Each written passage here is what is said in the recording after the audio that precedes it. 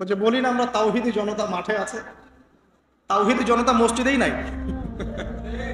কি বুঝলেন? কোন মাঠে আছেন? তারপরে মুসলিম পরিবারে জন্মগ্রহণ করে দেখবেন পর্দা যে একটা ফরজিয়াত, এই কনসেপ্টই নেই। বরং এখন চেতনা এমন যে গায়ের জামা কাপড় ছিঁড়ে খুলে ফেলতে পারলে বাঁচি, মানে এখন এই যুগ চলছে। একটু আমি দেখাচ্ছি যে কিভাবে এই জায়গায় আসছে। দেখেন, একটা সময় ছিল যে মানুষ সিগারেট খেত, স্মোক করতো। আমরা ওই জেনারেশনটা দেখেছি, স্মোক করতো চুপ চুপ চুপ করে, ওই চায়ের দোকানের কর্নারে, এই বাথরুমে ঢুকে, ওই মাঠের ওই কর্নারে গিয়ে, কেউ যেন দেখে না ফেলে। তারপরে কয়েক বছর পর পরিস্থিতি একটু পরিবর্তন হলো, ওপেন স্মোকিং, সবাই ভাইয়ের সাথেও স্মোকিং, বন্ধুর সাথেও স্মোকিং, পরে বাবার সাথেও দেখা যায় ছেলে স্মোকিং। এই একটা যুগ আসলো দেখেন। তারপরে আস্তে আস্তে নতুন নতুন মদ আসতে লাগলো, গাঁজা, হেরোইন, প্যাথেডিল, হ্যাঁ, হুইস্কি ইত্যাদি ইত্যাদি, ফেন্সিডিল, ইয়াবা। এখন ইয়াবার যুগ, আরো আপগ্রেডেড কোনো মদ আসছে। এখন সিগারেট টিকেট কোনো বিষয় নেই, কিন্তু ফ্যাশন। যদি কেউ ইয়াবা খায় তাহলে বলা হচ্ছে হ্যাঁ এ মাদক সেবী। আর বাই দ্য ওয়ে, আমাদের দেশে কিন্তু নিবন্ধিত 190টা বারও আছে, হ্যাঁ, এবং দেশি 204টা ব্র্যান্ড চলছে, আর বিদেশি 38টা ব্র্যান্ড চলছে। পারমিট পেয়েছে 85,070 জন। এবং এই মাদক সংশ্লিষ্ট এনজিও আছে প্রায় 76। 21 বছর হলে যদি কেউ পারমিটধারী হয়, সে মদ খেতে পারে, কোনো সমস্যা নেই। এটা নাগরিক অধিকার আপনার। আবার আশ্চর্যের ব্যাপার এটাও যে এগুলো খুলে উন্মুক্ত করার পরেও আবার মাদক নিরাময় কেন্দ্রও আছে 7টা। মানে ওভাবে খাবেন, এডিক্টেড হয়ে যখন জীবনটা নষ্ট হবে, এই 7টা নিরাময় কেন্দ্রে এসে আপনি চিকিৎসা নেবেন। এগুলো ডিপার্টমেন্ট আছে, সদর দপ্তর আছে, সব গোয়েন্দা সংস্থাও আছে। এবং মাদকদ্রব্য নিয়ন্ত্রণ অধিদপ্তরও আছে। তো এটা একটা সার্কাস, মানে এই ওয়ার্ল্ডটা হচ্ছে একটা সার্কাসের যুগ। এই বিশ্বে যা হচ্ছে না, খালি চোখ দিয়ে যা দেখছেন, এর বেশিরভাগই সার্কাস। যেটা বলছিলাম, এখন ইয়াবার যুগ চলছে না। একটা সময় ছিল যখন ছেলে মেয়ে যদি অ্যাফেয়ার করতো লুকিয়ে লুকিয়ে, চিঠি দিয়ে, কেউ যেন না জানে, তাই না? ঠিক, তার মানে এগুলো পার করে আসছে তারা। তো লুকিয়ে লুকিয়ে ছিল, কেউ যেন দেখে না ফেলে। কফি শপে বসলেও খুব সাবধানে, রিক্সায় বসলে কেউ যেন না দেখে। তারপর একটা যুগ আসলো যে জানলে কোনো সমস্যা, বাসায় ওপেন, আমার গার্লফ্রেন্ড, ও আমার গার্লফ্রেন্ড, ও আমার বয়ফ্রেন্ড, আমরা বিয়ে করব, আমরা প্রতিশ্রুতি দিয়েছি একে অপরকে, নো প্রবলেম। তারপর একটা যুগ আসলো যে যেহেতু প্রেম করছি, বিয়েই তো করতে যাচ্ছি, তো করলে সমস্যা কোথায়? তখন আবার অ্যাক্টিভিটি শুরু হলো। মেয়েরা যদি বাইরে বের হতো, তাহলে যদি কোনো মেয়ের শর্ট কামিজ থাকতো বা আটো পোশাক থাকতো, সে গিলটি ফিল করতো যে সবাই আমার দিকে তাকাচ্ছে, কেমন লাগছে। আর বেশিরভাগ মানুষ এমনটা করতো না, ওই কয়েকজন করতো। আস্তে আস্তে একটা যুগ আসলো যে না, এখন বেশিরভাগই করে, সয়ে গেল এটা। তারপর একটা যুগ আসছে সরাসরি প্রেম টেম কিছুই নাই, এখন খালি সেক্স। পতিতালয়ে যাবো, সেক্স চলে আসবো, গার্লফ্রেন্ডের সাথে সম্পর্ক, লাগে সেক্স, তারপরে বাজ বিচার করে দেখবো কোনটা ভালো। আর বাই দ্য ওয়ে, আমাদের দেশে 14টা পতিতালয় আছে, হ্যাঁ। আর এগুলো আমি বানিয়ে বলছি না, আপনি গুগল করলেই দেখতে পারবেন। তারপর একটা যুগ আসছে এখন যে হিজাব তো সরিয়েছি, তারপর আস্তে আস্তে ড্রেসটা একটু ছোট হলো, তারপর একটু টাইট ফিটিং, ঠিক আছে, একটু শর্ট করতে করতে এখন রেভলিউশন আসছে, এটাও খুলে ফেলে ফেলতে। এটাও দেখা, আমি আপনাকে বলে দিই হাদিস থেকে, এরপর কি হবে। ওই যে গোপনে গোপনে জেনা এবং এই যে অল্প অল্প অশ্লীলতার যুগটা থেকে যখন প্রকাশ্যে জেনা আর অশ্লীলতার ছয়লাভের যুগটা আসছে এখন, এরপরে হবে কি, মানুষ রাস্তাঘাটেই জেনা করবে। বিশ্বাস হচ্ছে না? এটা নবী সাল্লাল্লাহু আলাইহি ওয়াসাল্লাম বলেছেন যে কিয়ামত হবে না ততদিন পর্যন্ত, যতদিন মানুষ রাস্তাঘাটের আনাচে কানাচে জেনা করবে না। তখনকার সবচেয়ে ভালো মানুষ যে হবে, সে কে জানেন? যে গিয়ে ওদেরকে বলবে যে কাজটা এখানে করছো, একটু দেয়ালের পিছনে যে করতে পারতো না, এ হবে সবচেয়ে ভালো মানুষ। হাদিসে এমন ভাষা এসেছে। তো যুগ কিন্তু হঠাৎ করেই এরকম ফাসাদপূর্ণ হয় নাই, আস্তে আস্তে আস্তে আস্তে দেখেন প্রথমে মাদক গোপনে, দেন প্রকাশ্যে, তারপর এটা ফ্যাশন হয়ে গেল, সবাই খাচ্ছে, কে কি বলে। প্রথমে পর্দা সবাই করতো মোটামুটি, 100 বছর আগের যুগে যান দেখবেন ম্যাক্সিমাম পর্দা। তারপরে আস্তে আস্তে রেভলিউশন, ফ্যামিনিস্ট রেভলিউশন, কাপড় ছোট হতে হতে হতে এখন বিকিনির যুগ আসতেছে, সবাই বিকিনি পরে ঘুরবে। কে এগুলোর বলার আছে? আমার পোশাক আমি পরবো, আপনার বলার কি অধিকার আছে? আমার দেহ আমার সিদ্ধান্ত, আমার দেহ আমার সিদ্ধান্ত। এরপরে আসবে ওই যুগটা যখন মানুষ রাস্তাঘাটে জেনা করবে, আর আল্লাহ রাব্বুল আলামিন বলেছেন তার রাসূলের মাধ্যমে ওদের সামনে কিয়ামত হবে ইনশাআল্লাহ। মানুষ এইভাবে ফাসাদে জড়িয়েছে, মুসলিম পরিবারে জন্মগ্রহণ করার পরেও এই জিনিসগুলো অমুসলিমরা করুক, খ্রিস্টানরা করুক, বৌদ্ধরা করুক, ইহুদিরা করুক, আমাদের কিচ্ছু যায় আসে না। ওরা সারা দেশ সভ্যতা একাকার করে ফেলাক, আমাদের কিচ্ছু যায় আসে না। তো মুসলিম পরিবারে জন্মগ্রহণ করার পরে একটা মুসলিম ছেলে, মুসলিম মেয়ে কিভাবে এগুলো করতে পারে? দেখবেন মুসলিম পরিবারে জন্ম নিয়েছে, নামাজ নাই, কোরআন তেলাওয়াত নাই, আল্লাহর তো জিকিরের কোনো খবরই নাই। তারপরে দিব্যি সুদ খাচ্ছে, ঘুষ খাচ্ছে, এটা ফ্যাশন, দুর্নীতি, এটা কমন, সবাই করে, আমি একটু বললে সমস্যা কোথায়? সবার ভিতরে একটা মানে আত্মিক দুর্নীতি, মানে আমাদের আত্মাটাই দুর্নীতিগ্রস্ত হয়ে গেছে। যখন একটা মানুষের আত্মা দুর্নীতিগ্রস্ত হয়ে যাবে তখন তার কাজগুলো হবে এরকম। একজন রাইটারের বই পড়ছিলাম, তিনি লিখেছেন যে এখন চলমান যে সময়টুকু চলছে এটা কিন্তু অনেক আগের বই, ওই সময়ের কথা তিনি বলছেন যে এখন যে চলমান সময় চলছে এই যুগে যদি আত্মাটাকে দেহের রূপ দেয়া যায় আর দেহটাকে আত্মার রূপ দেয়া যায় তাহলে দুর্গন্ধে কোনো মানুষ আমার কাছে আসবে না। আমি বুঝাতে পারিনি মনে হয়। আমাদের সুন্দর দেহটাকে যদি আত্মা বানিয়ে দেওয়া হয় আর আমাদের কুৎসিত আত্মাটাকে যদি দেহ বানিয়ে দেওয়া হয়, এত বিভৎস দেখাবে, সামনে কেউ যাবে না। তো যেটা বলছিলাম, ধর্ম, মুসলিমদের মধ্যেই ফাসাদ চলছে, ইকোনমিক সেক্টরে ফাসাদ, রিবা, দুর্নীতি, সুদ, ঘুষ, কমন, এগুলো সবাই করছে। মুহাম্মদ সাল্লাল্লাহু আলাইহি ওয়াসাল্লামের উম্মত কিন্তু আমরা কিন্তু আল্লাহর সেই বান্দা যাদের পিতাকে আল্লাহ পাক ফেরেশতাদের সামনে সেজদা করিয়েছেন জ্ঞানের কারণে। সমাজের ক্ষেত্রে যান, দেখবেন সমাজের কাঠামোগুলো ভেঙে পড়ছে। প্রতিবেশী কে থাকে সেটাও মানুষ এখন জানে না, যে আমার পাশে বসে আছেটা কে। একজন আরেকজনের উপকার করা, কাউকে ছাড় দেয়া দিন দিন কমে যাচ্ছে। দেখবেন কারো উপকার করা এটাকে মানুষ বিরক্তি মনে করছে এখন।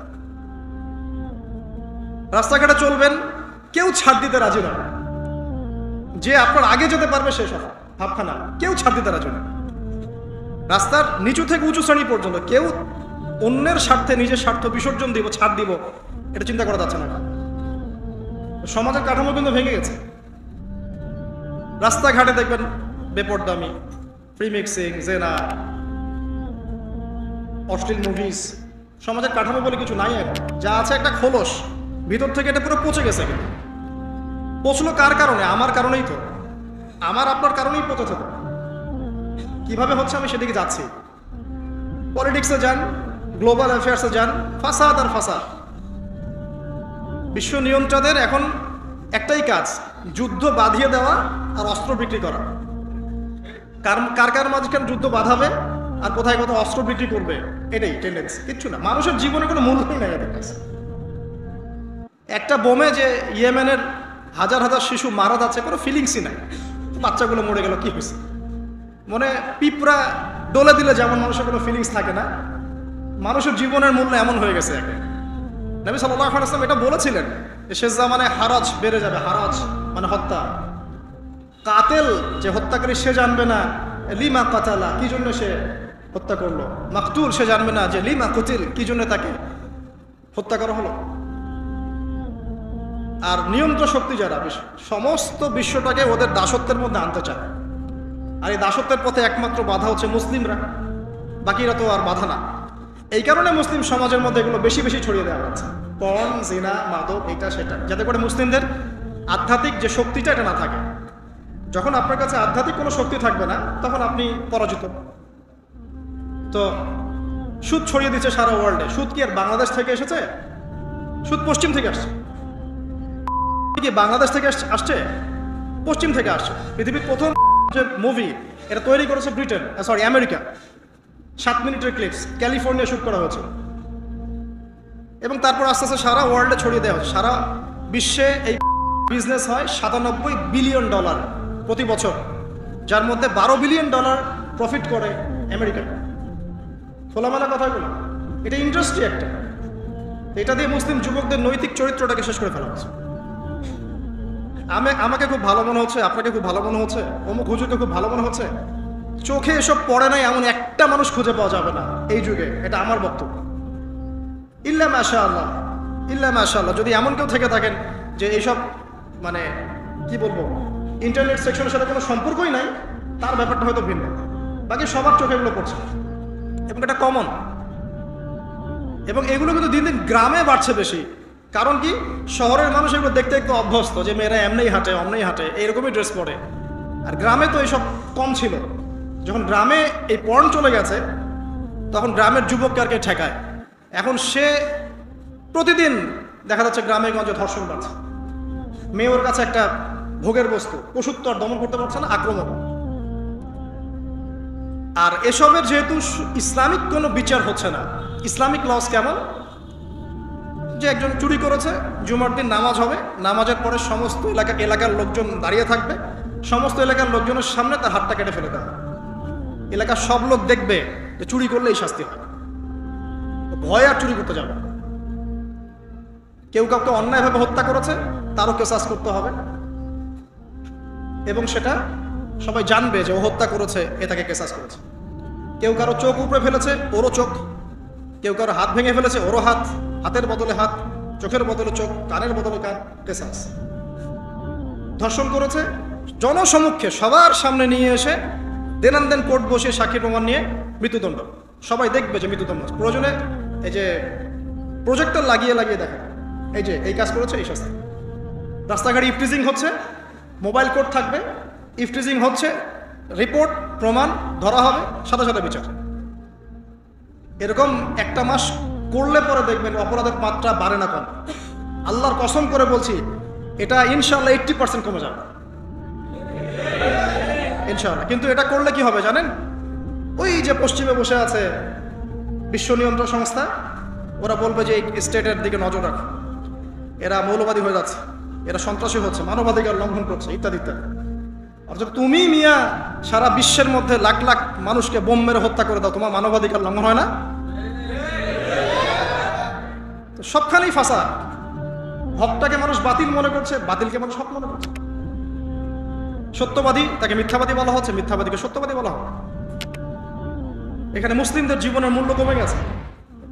ওদিকে আর লম্বা করছি না, আমি আমার লেকচারের মূল জায়গায় আসছি। এখান থেকে আমি লেকচার একটা দিকে ফোকাস করে আমি শেষ করব।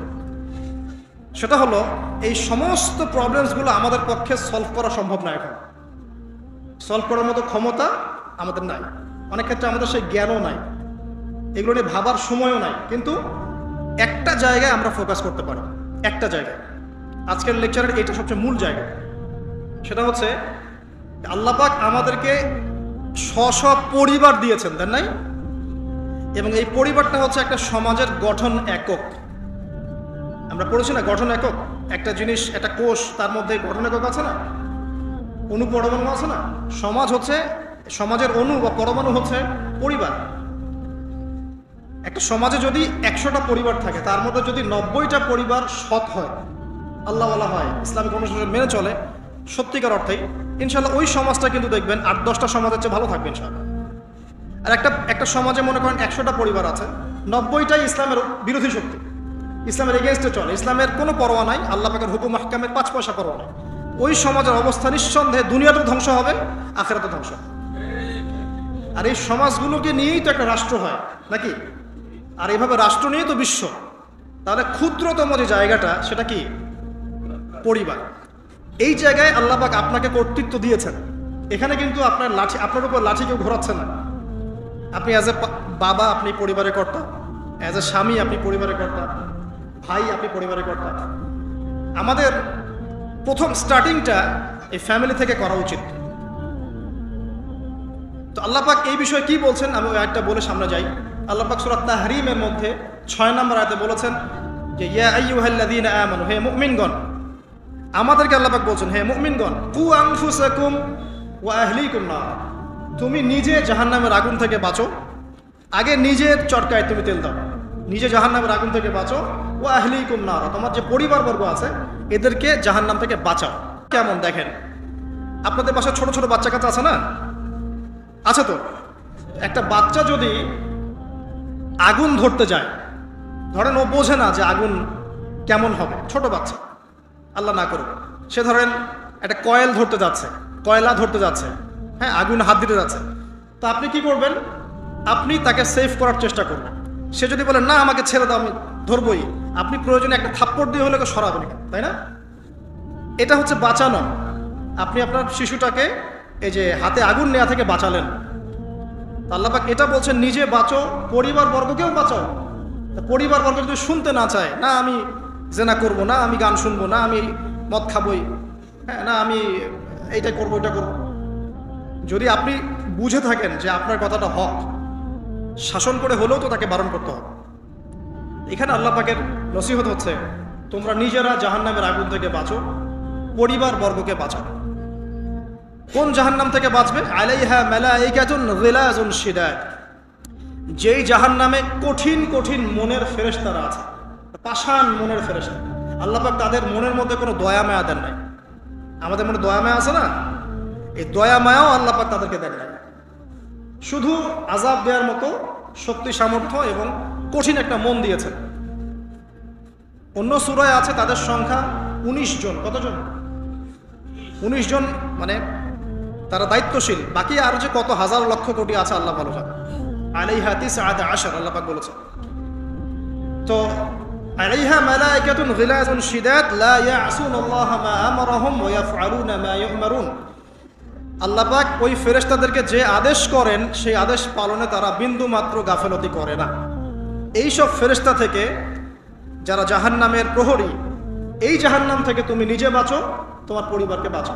এই জায়গায় আসে। এখন তোমরা যারা এখনো ফ্যামিলি শুরু করো নাই, যুবকদেরকে বলছি, তাদের জন্য এই অংশটুকু বেশি বেনিফিশিয়াল হবে ইনশাআল্লাহ। আর তোমাদের জন্য পথ চলাটা তুলনামূলক সহজ তাদের চাইতে যারা অলরেডি ফ্যামিলি ঢুকে গেছেন এবং বিপদেও পড়ে গেছেন, বা বড় হয়ে গেছেন, দীর্ঘ সময় পর্যন্ত আপনার ইসলামের এগেনস্টে চলেছেন, বা আল্লাহর হুকুম আহকামের তোয়াক্কা করেন নাই, তাদের জন্য এটা অনেক কঠিন। কিন্তু যারা এখনো ফ্যামিলি স্টার্ট করো নাই, বা কেবল স্টার্ট করেছো বা করতে যাচ্ছ, তোমাদের জন্য এই অংশটুকু বেশি ইম্পর্টেন্ট। আল্লাহ পাক এখানে একটা মূলনীতি দিয়ে দিলেন, নিজে বাঁচতে হবে, পরিবারবর্গকে বাঁচাতে হবে। আর আমি আগেই বললাম, পরিবার বাঁচলে সমাজ বাঁচবে, সমাজ বাঁচলে রাষ্ট্র বাঁচবে। আসেন প্রথমে আমরা দেখি যে কোরআন কি বলছে। খুব অল্প করে বলি, কারণ সময়, লম্বা সময় নেওয়ার সুযোগ নাই। কোরআন কি বলছে একটু লাইভলি থাকেন। আদম এবং হাওয়া আলাইহিস সালাম, মনে আছে? তাদের দুইজনকে আল্লাহ পাক পৃথিবীতে নামিয়ে দিয়েছেন না? যে ভুলটা তারা করেছে, সেই ভুলের ফল তারা দুইজনের সমানভাবে শেয়ার করে নিচ্ছেন না? বুঝতে পারছেন? আল্লাহর সীমা লঙ্ঘন করার পরে তাদেরকে যে আল্লাহ পাক নামিয়ে দিলেন পৃথিবীতে, এখন এই যে লম্বা সময় তাদেরকে পৃথিবীতে থাকতে হবে, পৃথিবীর এইসব ভোগান্তি পোহাতে হবে, হ্যাঁ, জান্নাতের সেই নাজ নেয়ামত থাকছে না, এই যে কষ্টের পথ চলা, এই পথ চলাতে কি স্বামী স্ত্রী একসাথে না? এভাবে যদি পরিবারের স্বামী এবং স্ত্রীরা তাদের জীবনের উদ্দেশ্যটা ফিক্স করতে পারে এবং সমস্ত বাধা বিপত্তিকে হাসি মুখে একসাথে ডিঙাতে পারে, পরিবারে শান্তি আছে।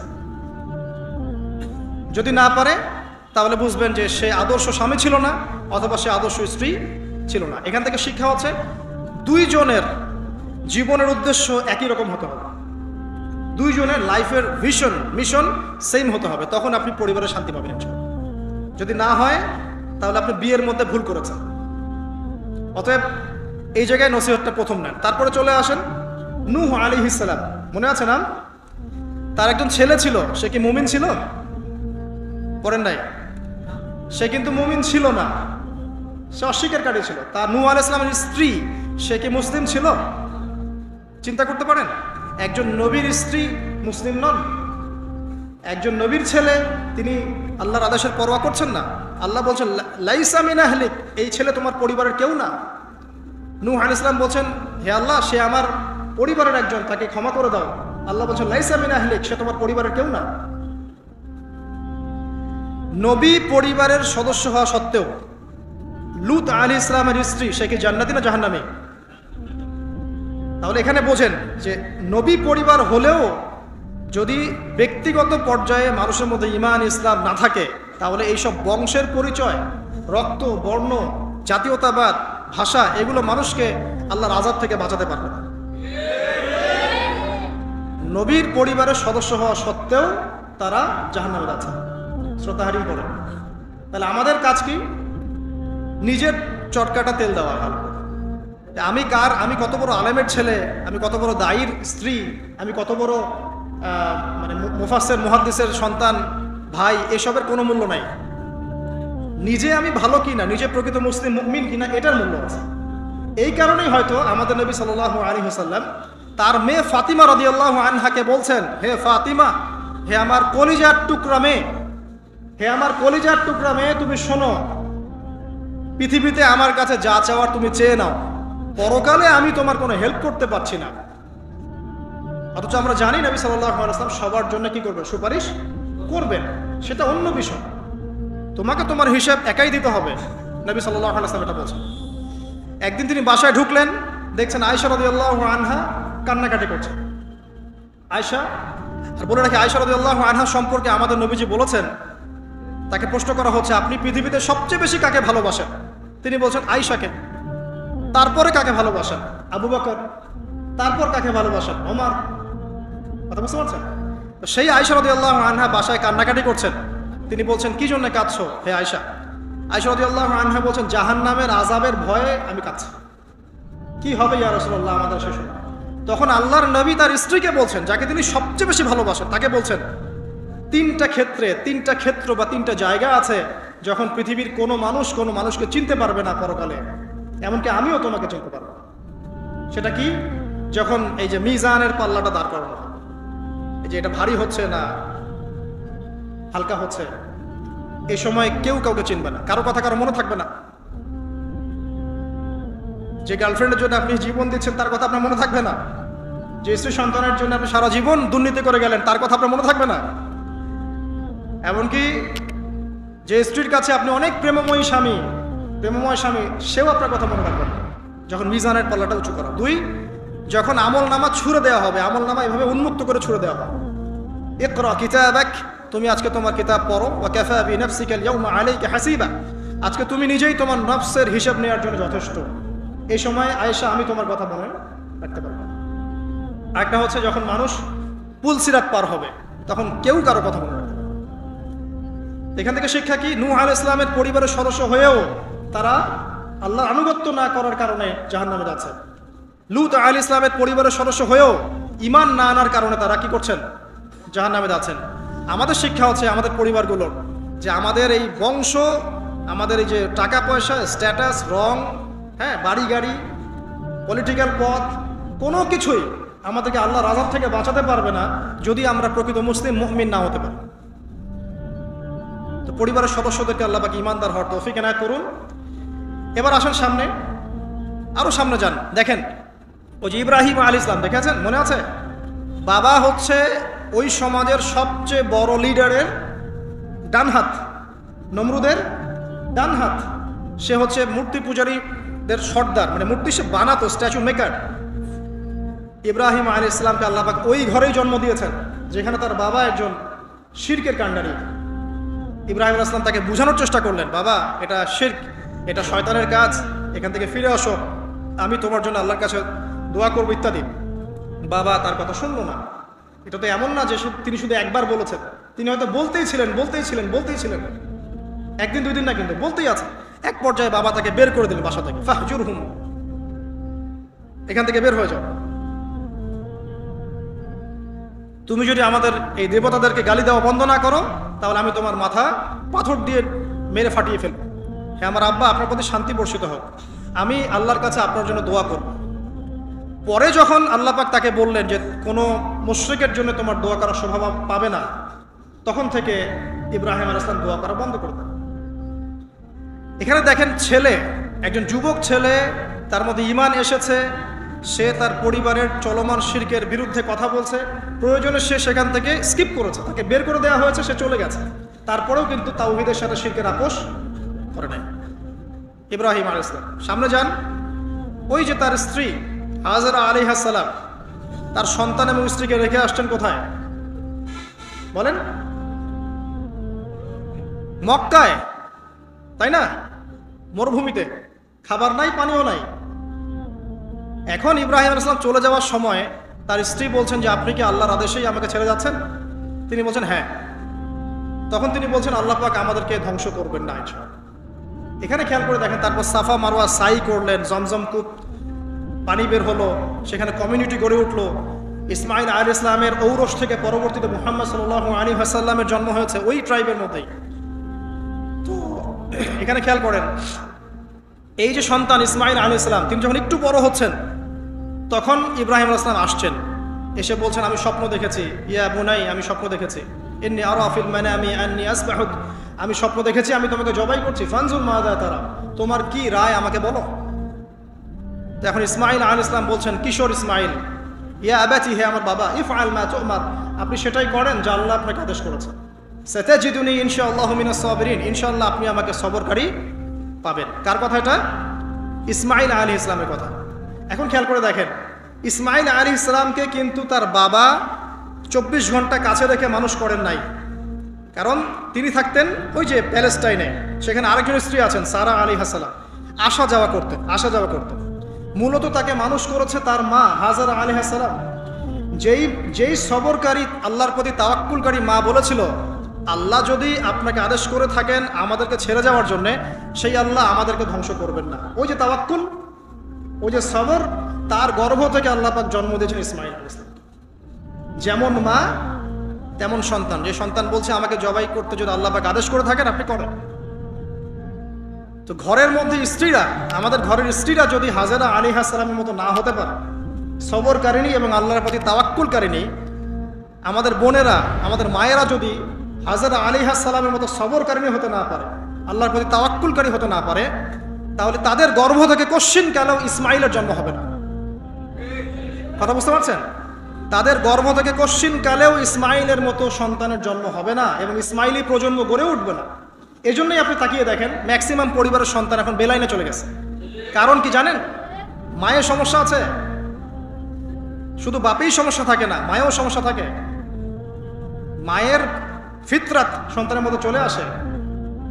তো নারীরা যদি আল্লাহর আনুগত্যশীলা না হয়, মুমিনা মুসলিমা, 5 ওয়াক্ত নামাজ পড়া, লজ্জাস্থানের হেফাজত করা, খাস পর্দা করা, হ্যাঁ, স্বামীর আনুগত্যকারী, প্রেমময়ী, তারা যদি না হতে পারে, সবরকারিনী, তাওয়াক্কুলকারিনী, তাহলে ওই মায়েদের গর্ভ থেকে আপনি ইসমাইলের মতো সন্তান কিন্তু পাবেন না। ইল্লা মাশাআল্লাহ, ইল্লা মাশাআল্লাহ।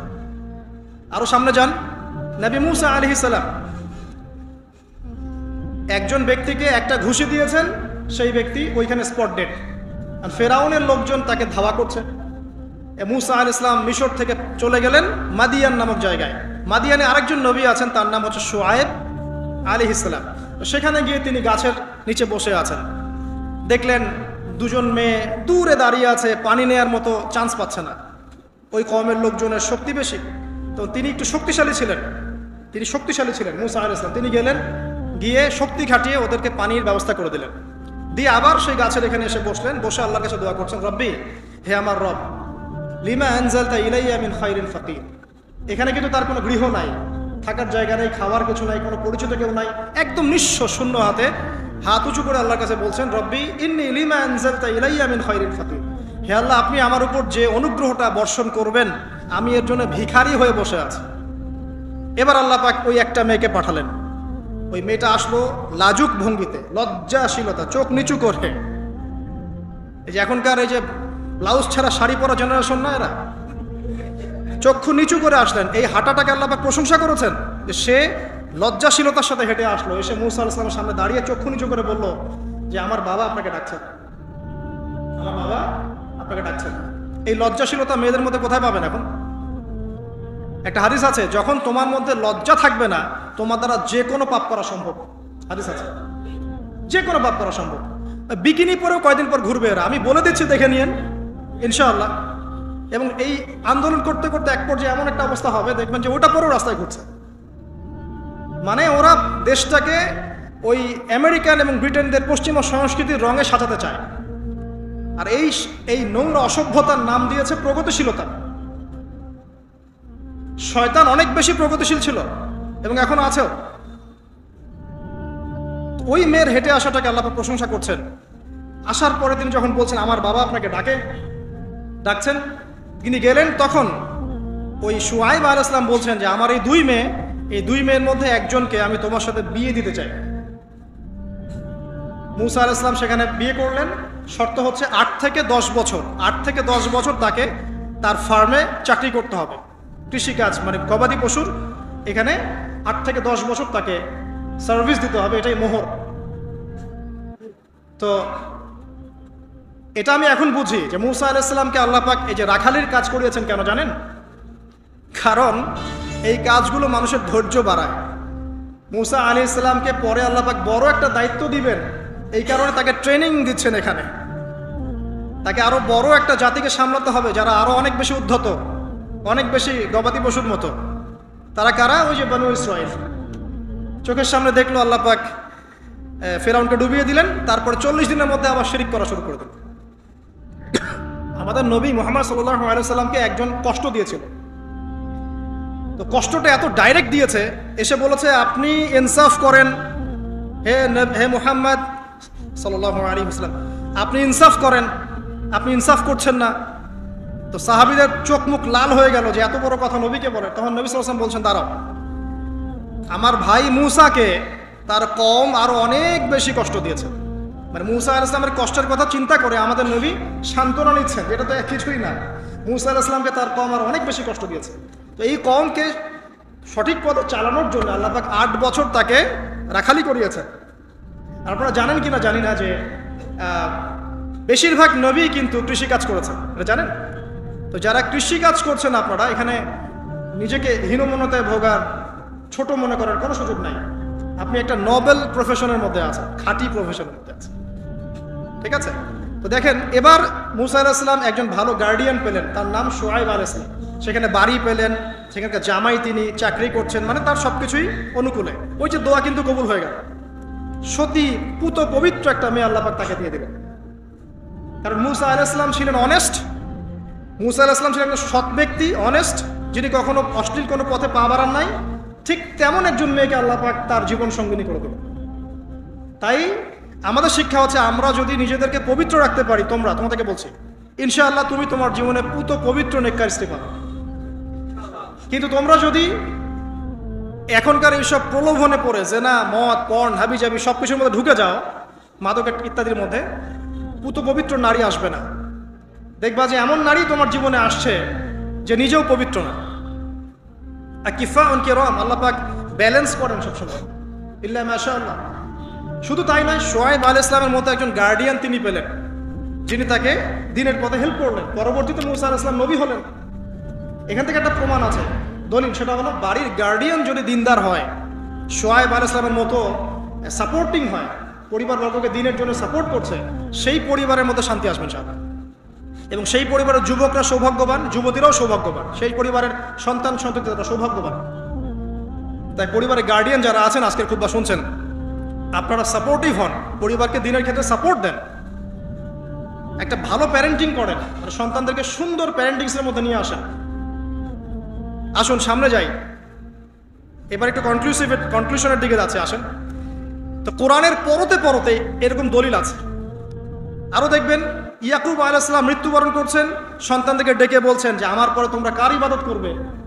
মানে তিনি কনসিয়াস যে আমার পরে বাচ্চা কাচ্চারা আবার যেন বিভ্রান্ত হয়ে না যায়, তোমরা কার ইবাদত করবে ডেকে বলছেন।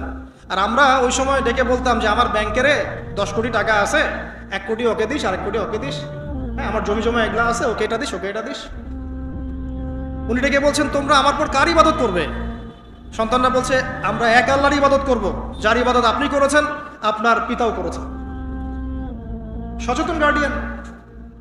সামনে যান, আপনি দেখবেন ইউসুফ আলাইহিস সালাম, যিনি ওই যে জেলখানায় বন্দী হলেন, পরে মিশরের খাদ্যমন্ত্রীর দায়িত্ব পেলেন, তার বাবা ইয়াকুব আলাইহিস সালাম কাঁদতে কাঁদতে চোখ অন্ধ হয়ে গেল।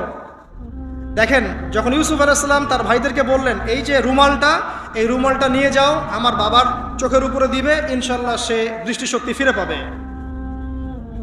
এটা পড়েন নাই মনে হয়, সূরা ইউসুফের মধ্যে আছে।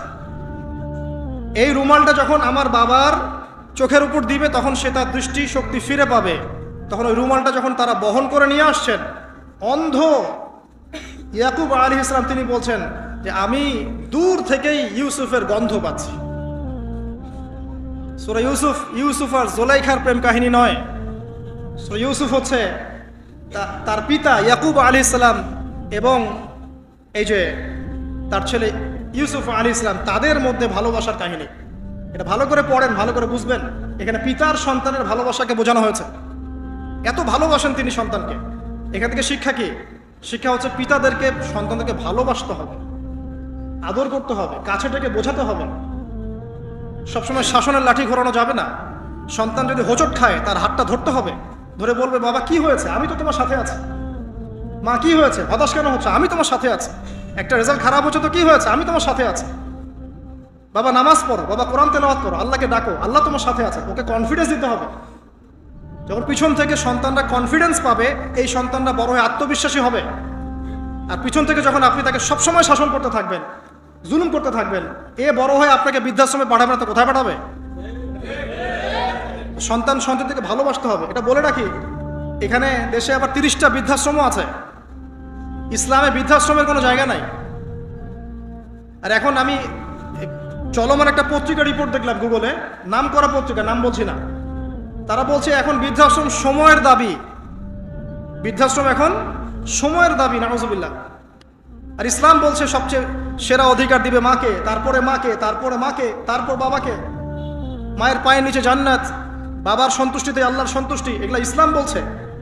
আর এখনকার সভ্যতা আমাদেরকে বলছে যে বৃদ্ধাশ্রম এখন সময়ের দাবি। ইউসুফ আলাইহিস সালামকে যেভাবে ভালোবাসতেন তার বাবা, সন্তানকে ভালোবাসুন। আমাদের নবী মুহাম্মদ সাল্লাল্লাহু আলাইহি ওয়াসাল্লাম মানুষকে যত ভালোবাসতেন, এর কারণ কি জানেন? ছোটবেলা থেকেই তাকে খুব ভালোবাসা দিয়ে মানুষ করা হয়েছে। তার মা তাকে ভালোবাসতেন, তার দুধ মা তাকে ভালোবাসতেন, তার দাদা আব্দুল মুত্তালিব তাকে সাথে করে নিয়ে ঘুরতেন, কাবার সামনে বসাতেন, বসিয়ে বলতেন তার নাম হচ্ছে মুহাম্মদ, প্রশংসিত। এই নামটা তখন আরবে কেউ রাখতো না। আমার এই নাতি, আমার এই ছেলের ছেলে ইনশাআল্লাহ এ বড় হয়ে নেতা হবে, এই কথা বলতেন। তাকে আত্মবিশ্বাস দিতেন। এমনকি তার দাদার ইন্তেকালের পর তার চাচা আবু তালেব মুসলিম না হয়েও সুদীর্ঘ সময় পর্যন্ত ভাতিজাকে সাপোর্ট দিয়েছেন। এই সাপোর্ট দেয়, কনফিডেন্স, এগুলো খুব ইম্পর্টেন্ট। এগুলোর ঘাটতি যখন হবে তখন এই যুব সমাজ পরিবারের সদস্যরা ফেড আপ হয়ে যাবে, মানসিক কষ্টে ভুগবে, মাদকের কাছে যাবে, অন্য একটা মেয়ের কাছে যাবে, আপনার মিউজিক্যাল ইনস্ট্রুমেন্টের কাছে যাবে। ঠিক আছে, আমরা শেষ করছি। এখান থেকে একটা শিক্ষা হচ্ছে যে আমাদের পরিবারের সদস্যদেরকে ভালোবাসা এবং তাদের প্রতি কনফিডেন্স দেয়া, তাদেরকে আল্লাহর পথে চলতে সাহায্য করা। ইনশাল্লাহ দেখবেন যে তারা আপনাকে সম্মান করবে, আপনাকে একজন বন্ধু মনে করবে, যে না আমার পাশে কেউ আছে, আমি একা নই, এমনটা ফিল করবে। এটা খুব ইম্পর্টেন্ট। শেষ করার আগে এই যে কোরআনিক কিছু আমি জাস্ট এক্সাম্পল দিলাম, বিচ্ছিন্ন এক্সাম্পল যে কোরআনে এইভাবে আসছে। এছাড়া লোকমান আলাইহিস সালামের ঘটনায় আপনি পাবেন সূরা লোকমানের মধ্যে। সন্তানকে ডেকে কত নসিহত করছেন, বাবা শিরিক করো না, সৎ কাজে আদেশ করো, অসৎ কাজে নিষেধ করো, পিতামাতার খেদমত করো। আর আমরা বাচ্চাদেরকে কি শেখাই? জমি জমা, বাড়ি গাড়ি, দাঁড়াতে হবে, চাকরি করতে হবে, এটা সেটা। আগে সন্তানকে শেখাচ্ছে বাবা আল্লাহকে চিনো, আল্লাহ বলে একজন আছে, তিনি, তাকে চিনো আগে, তার সাথে কাউকে শরিক করো না। শিরকের শিক্ষা কোথায় এখন পরিবারের মতো? তো কোরআনে এরকম অসংখ্য দলিল আছে। শেষ করার আগে আমি যেটা বলতে চাই যে আমাদেরকে কিছু কিছু বিষয় যদি আমরা এখনো যদি মেনে চলি, এই ভঙ্গুর সমাজ ব্যবস্থায়ও আদর্শ পরিবার ধরে রাখা ইনশাআল্লাহ সম্ভব। আমি সব কথা আজকে বলতে পারলাম না, ইনশাআল্লাহ আরেকদিন কথা হবে অন্য কোনো লেকচারে। যে প্রথমেই পরিবারের যে সদস্যরা আছেন তাদেরকে ইলম বা জ্ঞানের চর্চা করতে হবে।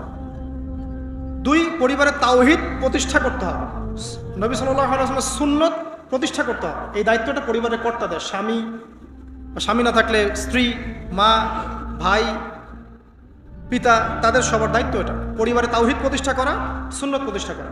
পরিবারে নামাজ থাকতে হবে, নামাজ। 5 ওয়াক্ত নামাজ নাই, পরিবার আদর্শ হবে না। পরিবারের সদস্যদেরকে দান সৎকার দিকে উৎসাহিত করতে হবে। যত দান করবে সম্পদ বাড়বে, যত দান করবে সম্পদ বাড়বে। দান কমিয়ে দিলে সম্পদ কমে আসবে। পরিবারের সদস্যদেরকে নৈতিকতা শিক্ষা দিতে হবে, মূল্যবোধ শেখাতে হবে, কালচার হিসেবে গড়ে তুলতে হবে। তারা সামাজিক, তারা সবার পাশে দাঁড়াতে চায়, সমাজ কল্যাণমূলক কাজগুলো উৎসাহিত করতে হবে। পরিবারের সদস্যদেরকে বুস্ট আপ করতে হবে, পিছন থেকে তাদেরকে আত্মবিশ্বাস দিতে হবে যে আমরা আছি তোমার সাথে, তুমি তোমার প্রতিভা অনুযায়ী সামনে যাও। যার যেখানে প্রতিভা সেখানে তাকে আত্মবিশ্বাস দিতে হবে। হ্যাঁ, তুমি লিখতে পারো, ভালো লিখো বাবা, তোমাকে টাকা পয়সার ফিকির করতে হবে না, তোমাকে জব ক্যারিয়ারের চিন্তা করতে হবে না, তোমাকে আল্লাহ পাক লিখার ক্ষমতা দিয়েছেন, লিখো, আল্লাহ ওখানেই রিজিক দেবেন ইনশাআল্লাহ। তুমি বলো, তোমাকে বলার ক্ষমতা আল্লাহ পাক দিয়েছেন, তুমি ভালো করে বলো। তুমি বিজ্ঞান ভালো পারো, বিজ্ঞান নিয়ে গবেষণা করো। তুমি ভালো খেলো, ভালো করে খেলো। মানে আপনাকে ওর প্রতিভা অনুযায়ী আপনাকে বুস্ট আপ করতে হবে ইসলামিক রুলস মেনেই। বাসায় পর্দার বিধান চালু করতে হবে যাদের মধ্যে নাই, এবং এটাকে শক্ত করে ধরতে হবে। এটা হেলায় ফেলায় ছেড়ে দেওয়া যাবে না। বাসার মধ্যে অপসংস্কৃতি যেগুলো আছে, বাইরের কালচার যেগুলো ঢোকে, এগুলো রাস্তা বন্ধ করতে হবে। ইন্টারনেট সেকশনগুলোকে লিমিটেড করতে হবে, এবং যা দেখবেন সবাই একসাথে দেখবেন ড্রয়িং রুমে বসে। স্মার্টফোন এত অ্যাভেলেবেল করে দিবেন না।